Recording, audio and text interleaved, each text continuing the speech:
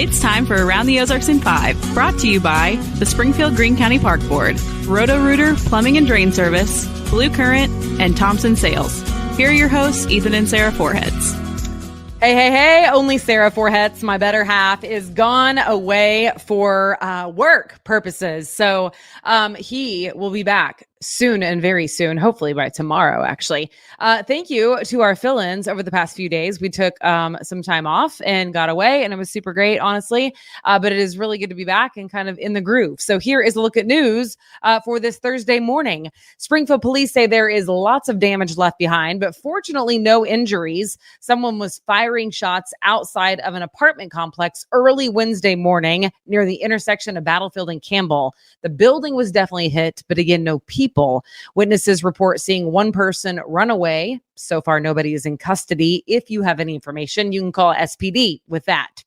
Well, this will be an interesting case to watch. A Springfield man is jailed after chasing a guy who stole his car with the dude's cell phone inside from a gas station while the guy had run in to get something to drink and left his keys and his phone in the car.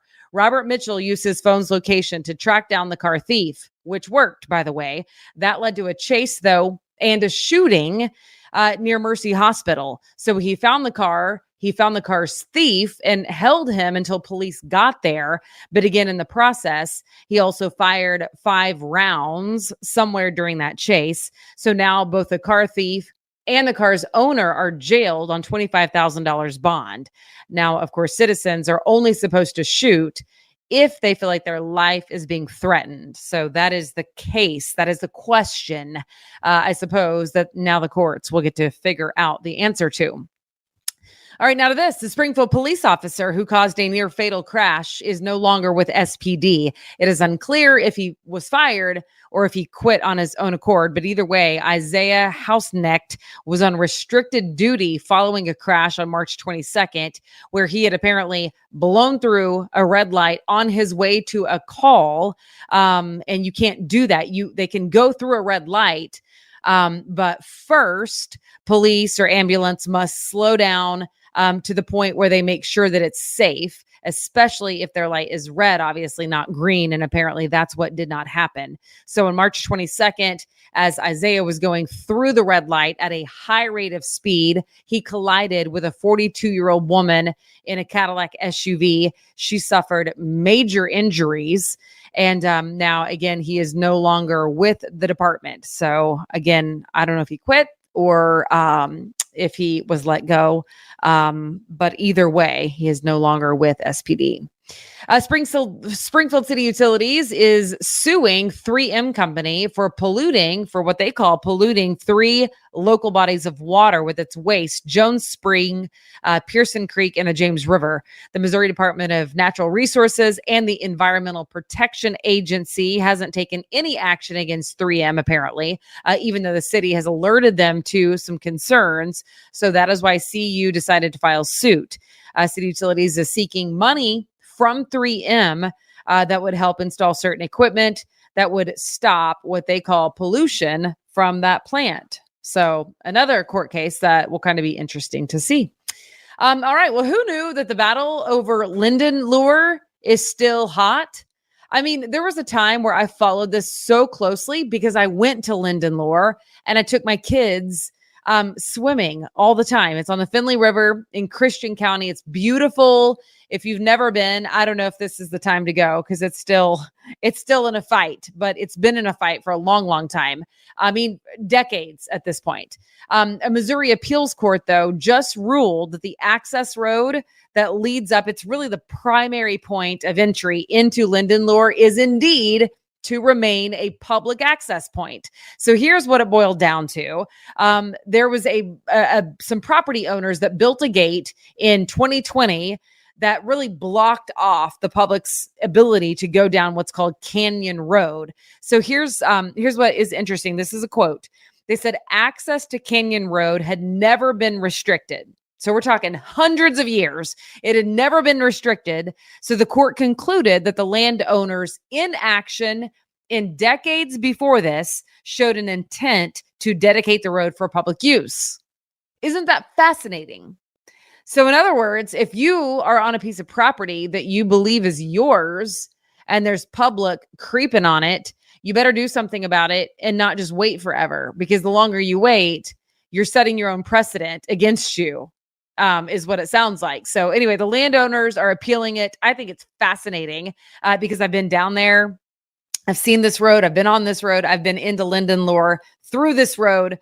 And it does sort of seem private, just in its setup, but it's kind of the only access into this like public body of water. So anyway, I think the whole thing is fascinating, but I guess I did not realize that it was still a hot topic, but it is. So there's the latest. All right. If you can foster a dog, now is the time. We told you a couple weeks ago about 60 dogs that went into a Greene County shelter, really off of one raid. Raid might be a strong word. Really, it was more of a rescue operation. But now there's been another one. There's been actually 2 more, both of these in Christian County. So 88 more dogs. So you had 60. Now you have 88 more dogs going into the system, basically into shelters that are already full. So if you can foster a dog, your services are needed. And to do that, you can visit 2 websites. Either go to Rescue One, their website, just Google it, or look up For the Love of Canines. For the Love of Canines. That's a different group that has been taking in dogs that are very much in need right now of foster parents. All right, 'tis the season for swimming time, and we have a positive update for you on a popular swimming spot. The U.S. Army Corps of Engineers says that the swim beach at the Cape Fair campground is safe again, and it is back open. It had to close recently due to E. coli bacteria that was too high. The levels were too high. Could have caused some health concerns, but again, the numbers have gone back into a safe zone, so it has reopened. All right, this is for you. If you have sensitive documents that you really want to get rid of, Saturday is your day. There is a community event of sorts hosted by the Greater Springfield Area Crime Stoppers and Big Bear Shredding. They are hosting an event at Caliber Collision that's located at 1025 West Sunshine. Just show up, drive-through style, bring your documents. It's $5 to shred a small box or bag. It's $10 to shred a large box or bag of sensitive documents, cash only. So have cash in hand, $5 or $10 for the small or big boxes, respectively. And that's a good service because there's a lot of identity theft. So it's good to shred documents, not just throw them away. Okay, well, that's my time. I think that's perhaps the closest I've ever been to getting around the Ozarks in 5, somewhere around 5, because Ethan and I get off on rabbit trails. But the dude is funny, so I just go with it most of the time. But there you go. We're only 8 minutes into our 5-minute podcast. So anyway, thanks for joining me. Hope you have a great Thursday. I really hope that my husband will be back here with us tomorrow. I think he will, but I'm not going to count my chickens before they hatch, right? Isn't that how the saying goes? Anytime there's an airplane involved, I'm not convinced that it's going to be on time. So, all right. Have a great day. And see you back here tomorrow. Thanks so much for listening. Share with your friends. Bye.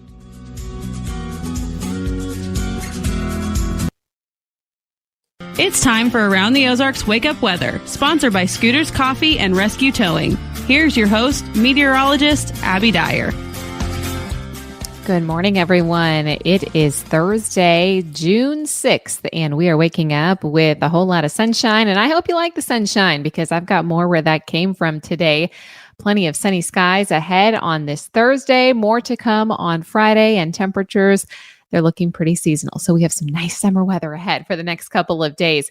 Today, I am talking about winds that are out of the north, nothing too strong, but a nice north breeze. It's also going to be a day with lower relative humidity in comparison to how we started the work week.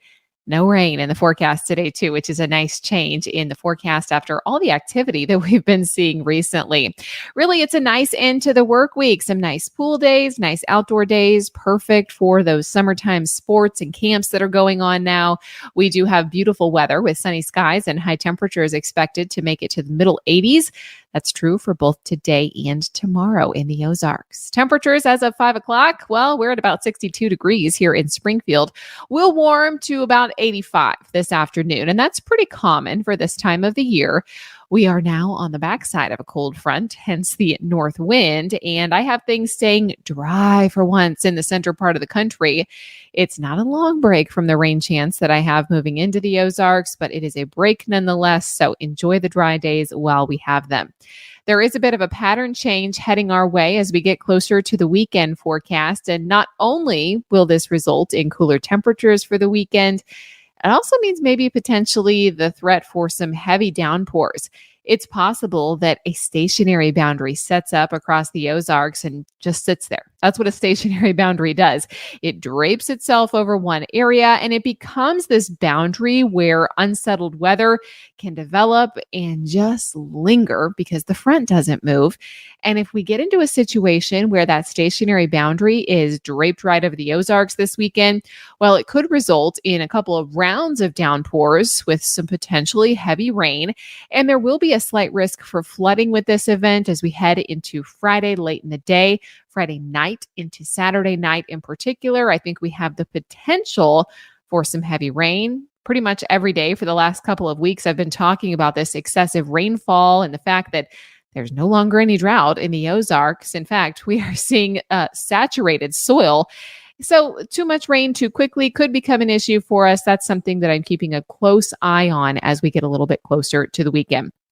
The key message here, though, is that confidence is increasing, that showers and thunderstorms will move through the area this weekend. Heavy rain at times with that stationary boundary may lead to flooding in or around the area. So if this occurs, you might need to alter your plans for the weekend. I know we're just now getting into summertime. We have awesome waterways here in the Ozarks, but we're going to have to watch those levels pretty carefully as we get closer to the weekend forecast.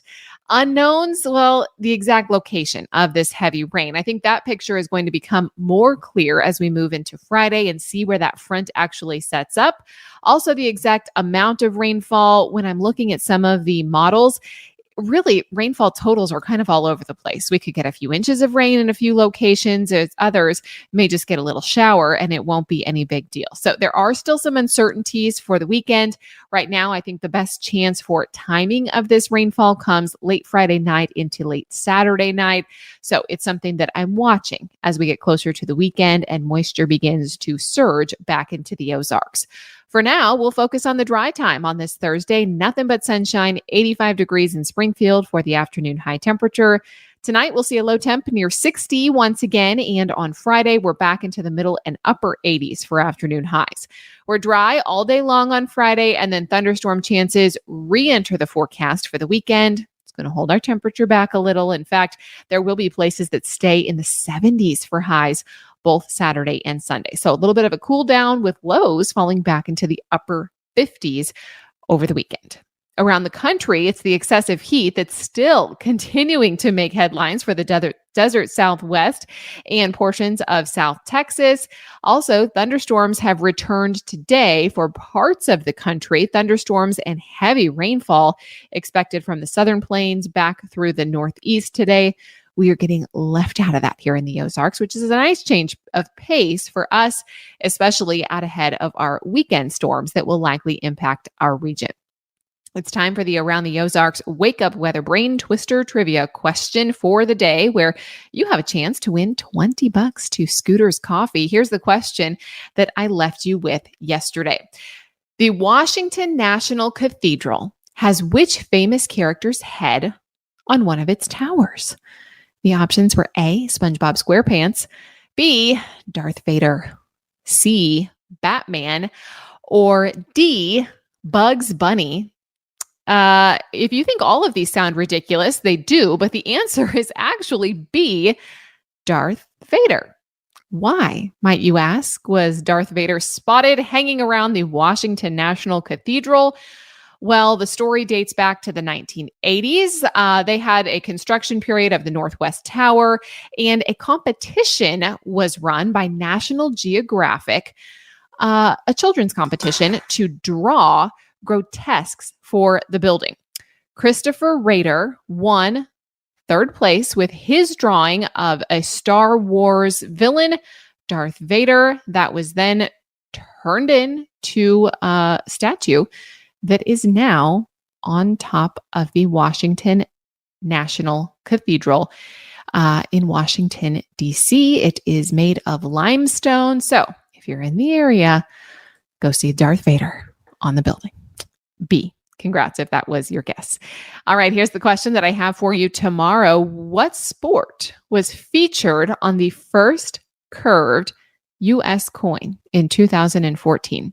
Do you think it was A, baseball, B, football, C, tennis, or D, soccer? What sport featured on the first curved United States coin in 2014? You can submit your guess. That's at aroundtheozarks.com. It is free to enter. Thanks so much for listening to Around the Ozarks Wake Up Weather this morning. I'm meteorologist Abby Dyer. And thanks to our sponsors, Scooters Coffee and Rescue Towing. If you need any weather forecast throughout the day, make sure you check out the website. You can find that at aroundtheozarks.com. I hope you have a fantastic rest of your day, and we will chat again tomorrow morning.